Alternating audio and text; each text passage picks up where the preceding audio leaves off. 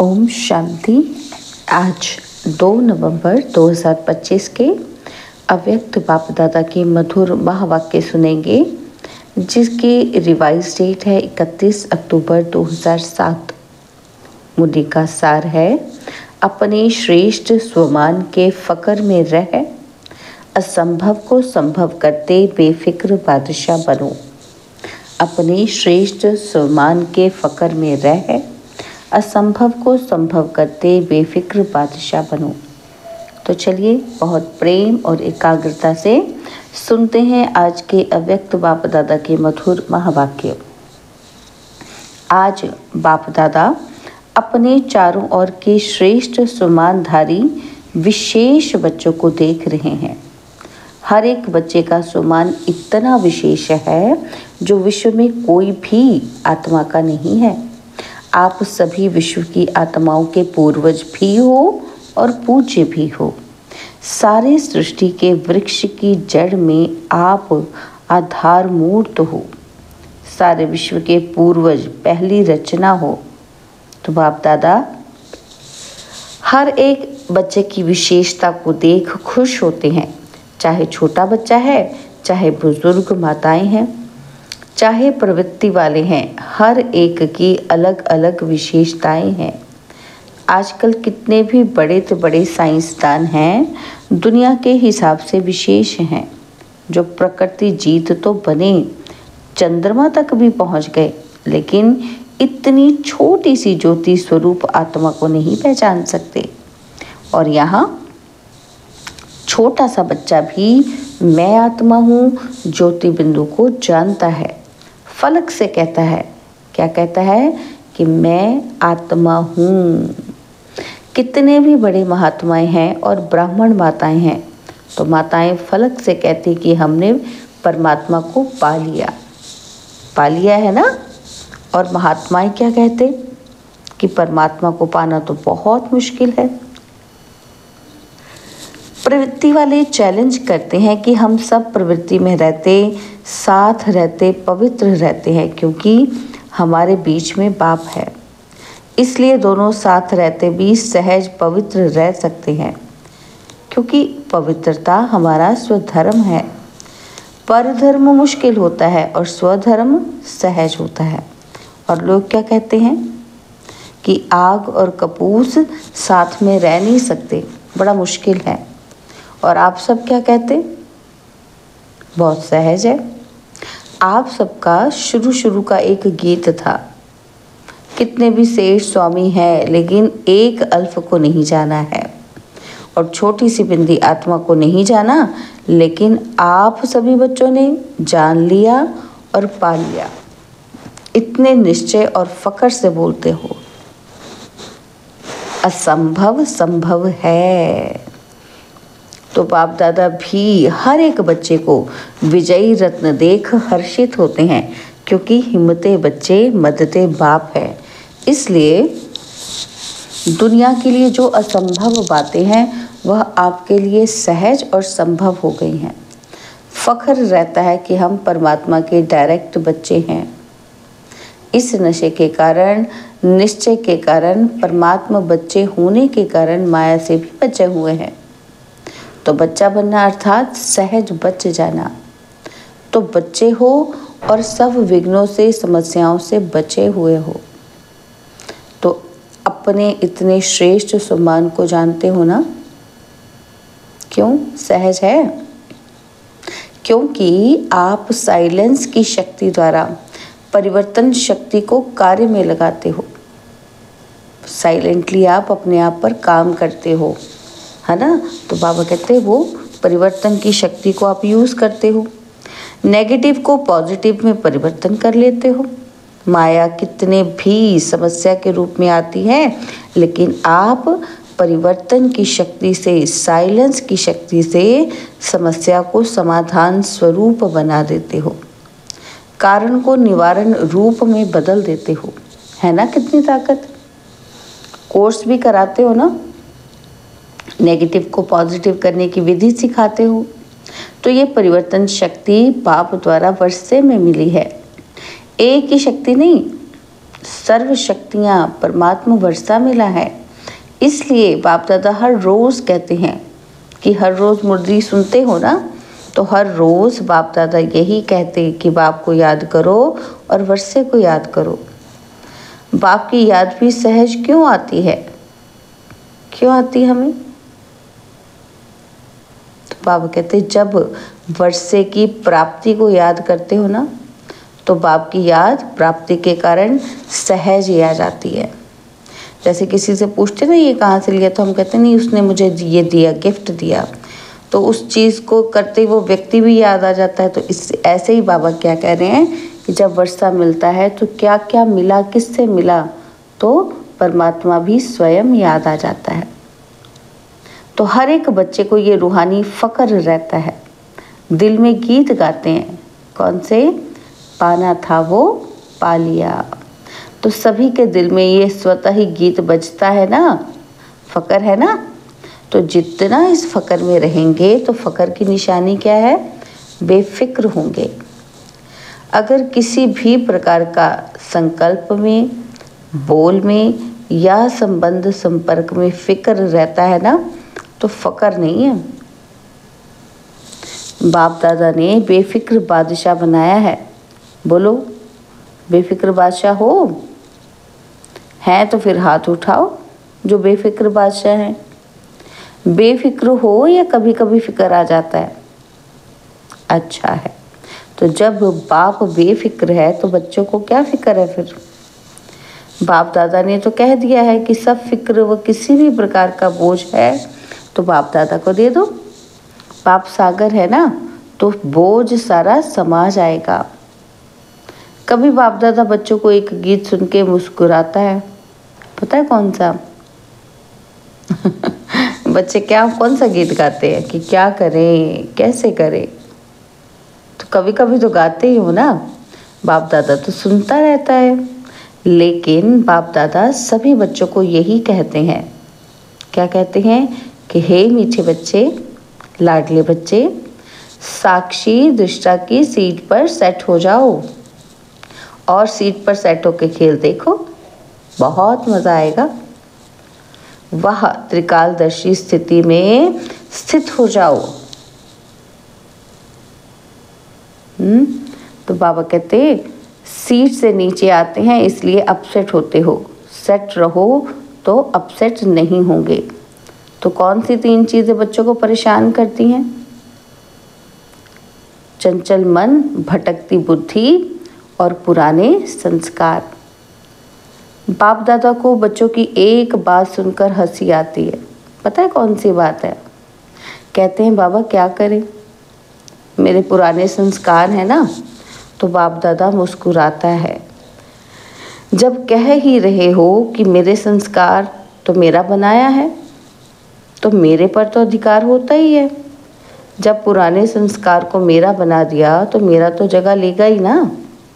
तो क्या ये ब्राह्मण आत्मा कह सकती है कि मेरा संस्कार मेरा कहा है तो मेरे ने अपनी जगह बना दी है? तो आप ब्राह्मण मेरा नहीं कह सकते। ये पास्ट जीवन के संस्कार हैं, शूद्र जीवन के संस्कार हैं, ब्राह्मण जीवन के नहीं हैं। तो मेरा कहा है तो वो भी मेरे अधिकार से बैठ गए हैं। फिर ब्राह्मण जीवन के श्रेष्ठ संस्कार जानते हो ना। और ये संस्कार जिनको आप पुराने कहते हो वो भी पुराने नहीं हैं। आप श्रेष्ठ आत्माओं का पुराने से पुराना संस्कार अनादि और आदि संस्कार है। ये तो द्वापर मध्य के संस्कार हैं। तो मध्य के संस्कार को बाप की मदद से समाप्त कर देना कोई मुश्किल नहीं है। परंतु होता क्या है कि बाप जो सदा आपके साथ कंबाइंड है उसे कंबाइंड जान सहयोग नहीं लेते। कंबाइंड का अर्थ ही है समय पर सहयोगी। लेकिन समय पर सहयोग ना लेने के कारण मध्य के संस्कार महान बन जाते हैं। बाप दादा जानते हैं कि सभी बच्चे बाप के प्यार के पात्र हैं, अधिकारी हैं। बाबा जानते हैं कि प्यार के कारण ही सभी पहुंच गए हैं, चाहे विदेश से आए हैं चाहे देश से आए हैं, लेकिन सभी परमात्मा प्यार की आकर्षण से अपने घर में पहुंचे हैं। बाप दादा भी जानते हैं कि प्यार में मेजॉरिटी पास हैं। विदेश से प्यार के प्लेन में पहुंच गए हो। बोलो, सभी प्यार की डोर में बंधे हुए यहाँ पहुंच गए हो ना। तो ये परमात्मा प्यार दिल को आराम देने वाला है। अच्छा, जो पहली बार यहाँ पहुँचे वो हाथ उठाओ, हाथ हिलाओ, भल पधारो। तो अभी बाप दादा ने जो होमवर्क दिया था ना, याद है होमवर्क? याद है? तो बाप दादा के पास कई तरफ से रिजल्ट आई है। सभी की रिजल्ट नहीं आई है, कोई की कितने % भी आई है, लेकिन अभी क्या करना है? बाप दादा क्या चाहते हैं? बाप दादा यही चाहते हैं कि सब पूजनीय आत्माएं हैं, तो पूजनीय आत्माओं का विशेष लक्षण दुआ देना ही है। तो आप सभी जानते हो कि आप सभी पूजनीय आत्माएं हो, जानते हो? तो ये दुआ देना अर्थात दुआ लेना अंडरस्टूड हो जाता है। जो दुआ देता है, जिसको देते हैं, उसकी दिल से बार बार देने वाले के लिए दुआ निकलती है। तो हे पूज्य आत्माएं, आपका तो निजी संस्कार है दुआ देना, अनादि संस्कार है दुआ देना। तो जब आपके चित्र भी, जड़ चित्र भी दुआ दे रहे हैं, तो आप चैतन्य पूज्य आत्माओं का तो दुआ देना ये नेचुरल संस्कार है। इसको कहो मेरा संस्कार। मध्य द्वापर के संस्कार नेचुरल और नेचर हो गए हैं। तो बाबा कहते हैं जब किसी को दुआ देते हैं तो वो आत्मा कितनी खुश होती है, वह खुशी का वायुमंडल कितना सुखदाई होता है। तो जिन्होंने भी होमवर्क किया है उन सबको, चाहे आए हैं चाहे नहीं आए हैं, लेकिन बाप दादा के सामने हैं, तो उन्हों को बाप दादा मुबारक दे रहे हैं। होमवर्क किया है तो उसे अपनी नेचुरल नेचर बनाते हुए आगे भी करते और कराते रहना। और जिन्होंने थोड़ा बहुत किया है, नहीं भी किया है, तो वह सभी अपने को मैं सदा पूज्य आत्मा हूँ, मैं बाप की श्रीमत पर चलने वाली विशेष आत्मा हूँ, इस स्मृति को बार बार अपनी स्मृति और स्वरूप में लाना। जो नहीं भी कर पाए उसके लिए भी बाबा ने क्या कहा है कि ये सोचना है कि मैं कौन हूँ, कौन हूँ मैं, कि मैं सदा पूज्य आत्मा हूँ, श्रीमत पर चलने वाली आत्मा हूँ। क्योंकि हर एक से जब पूछते हैं कि आप क्या बनने वाले हो, तो सब कहते हैं, क्या कहते हैं कि हम लक्ष्मी नारायण बनने वाले हैं। राम सीता में तो कोई हाथ ही नहीं उठाता। तो जब लक्ष्य है 16 कला बनने का, तो 16 कला अर्थात परम पूज्य परम आत्मा का कर्तव्य ही है दुआ देना। तो ये संस्कार चलते फिरते सहज और सदा के लिए बनाओ। तुम हो ही पूज्य, हो ही 16 कला, लक्ष्य तो यही है ना। तो बाप दादा खुश हैं। क्या खुश है कि जिन्होंने भी किया है, होमवर्क किया है, उन्होंने अपने मस्तक में विजय का तिलक बाप द्वारा लगा दिया। और साथ में सेवा के समाचार भी बाप दादा के पास सबकी तरफ से, वर्गों की तरफ से, सेंटर्स की तरफ से बहुत अच्छे रिजल्ट सहित पहुंच गए हैं। तो एक होमवर्क करने की मुबारक और साथ में सेवा की भी मुबारक, पदम पदम गुना है। बाप ने देखा है, क्या देखा है कि गांव-गांव में संदेश देने की सेवा बहुत अच्छे तरीके से मेजॉरिटी एरिया में की है। तो ये सेवा भी रहम दिल बनकर की, इसलिए सेवा के उमंग उत्साह में रिजल्ट भी अच्छे दिखाई दी है। ये मेहनत नहीं की, लेकिन बाप से प्यार अर्थात संदेश देने से प्यार, तो प्यार के मोहब्बत में सेवा की है। तो प्यार का रिटर्न सब सेवाधारियों को स्वतः ही बाप का पदम पदम गुणा प्यार प्राप्त है और होता रहेगा। साथ में सभी अपनी प्यारी दादी को बहुत स्नेह से याद करते हुए दादी को प्यार का रिटर्न दे रहे हैं। यह प्यार की खुशबू बाप दादा के पास बहुत अच्छी तरह से पहुंच गई है। अभी जो भी मधुबन में कार्य चल रहे हैं, चाहे विदेशियों के चाहे भारत के, वह सब कार्य भी एक दो के सहयोग सम्मान के आधार से बहुत अच्छे सफल हुए हैं और आगे भी होने वाले कार्य सफल हुए पड़े हैं, क्योंकि सफलता तो आपके गले का हार है। बाप के गले के हार हो और बाप ने याद दिलाया था कि कभी भी हार नहीं खाना, क्योंकि आप बाप के गले के हार हो। तो गले का हार कभी हार ही नहीं खा सकता।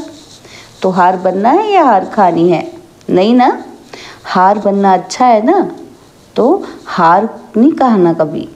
तो हार खाने वाले तो अनेक करोड़ों आत्माएं हैं और आप हार बन के गले में पिरोए गए हो। ऐसा ही है ना। तो संकल्प करो कि बाप के प्यार में माया कितने भी तूफान सामने लाए, लेकिन मास्टर सर्वशक्तिवान आत्माओं के आगे तूफान भी तोहफा बन जाएगा। ऐसा वरदान सदा याद करो। कितना भी ऊंचा पहाड़ हो, पहाड़ बदल के रोही बन जाएगा। और अभी समय की समीपता प्रमाण वरदानों को हर समय अनुभव में लाओ। अनुभव की अथॉरिटी बनो। तो जब चाहो तब अपने अशरीरी बनने की, फरिश्ता स्वरूप बनने की एक्सरसाइज करते रहो।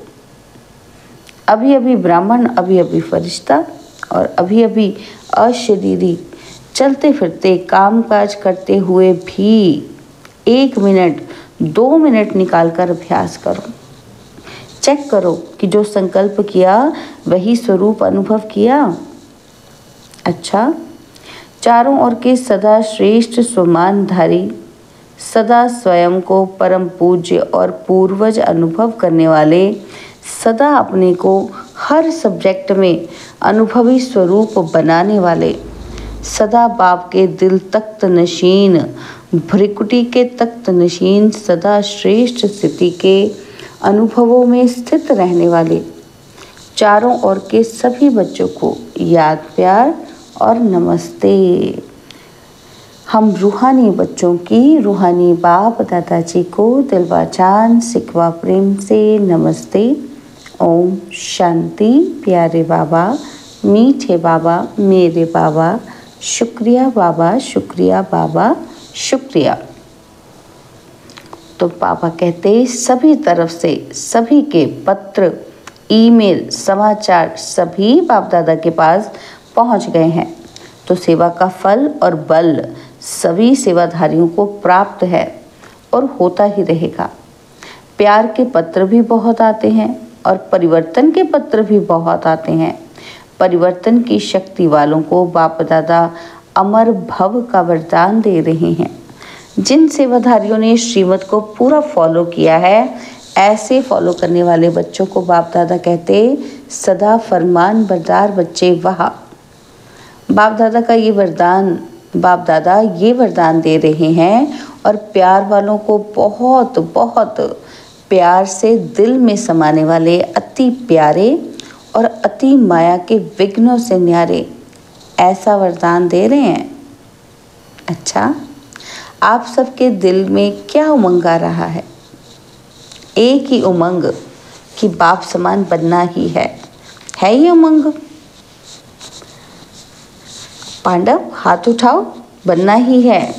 दिखेंगे, बनेंगे, गे नहीं करना, लेकिन बनना ही है। पक्का पक्का? अच्छा, तो हर एक अपना ओके का कार्ड अपने टीचर के पास चार्ट के रूप में देते रहना। ज़्यादा नहीं लिखो, बस एक कार्ड ले लो, उसमें ओके लिखो या लाइन डालो, बस ये तो कर सकते हैं ना, लंबा पत्र नहीं। अच्छा, तो बाप दादा ने जाते हुए वरदान दिया, संगम युग पर प्रत्यक्ष फल द्वारा शक्तिशाली बनने वाली सदा समर्थ आत्मा भव। संगम युग पर प्रत्यक्ष फल द्वारा शक्तिशाली बनने वाली सदा समर्थ आत्मा भव। बाबा कहते संगम युग पर जो आत्माएं बेहद सेवा के निमित्त बनती हैं, उन्हें निमित्त बनने का प्रत्यक्ष फल शक्ति की प्राप्ति होती है। यह प्रत्यक्ष फल ही श्रेष्ठ युग का फल है। ऐसा फल खाने वाली शक्तिशाली आत्मा किसी भी परिस्थिति के ऊपर सहज ही विजय पा लेती है। वह समर्थ बाप के साथ होने के कारण व्यर्थ से सहज मुक्त हो जाती है। जहरीले सांप समान परिस्थिति पर भी उनकी विजय हो जाती है। इसलिए यादगार में दिखाते हैं कि श्री कृष्ण ने सर्प के सिर पर डांस किया। स्लोगन, पास विद ऑनर बनकर पास्ट को पास करो और बाप के साथ सदा पास रहो। पास विद ऑनर बनकर पास्ट को पास करो और बाप दादा के सदा पास रहो। बाबा के अव्यक्त इशारे हैं। इस मंत्र के अशरीरी व विदेही स्थिति का अभ्यास बढ़ाओ। बाबा कहते हैं जैसे बाप दादा अशरीरी से शरीर में आते हैं, वैसे ही बच्चों को भी अशरीरी होकर के शरीर में आना है। अव्यक्त स्थिति में स्थित होकर फिर व्यक्त में आना है।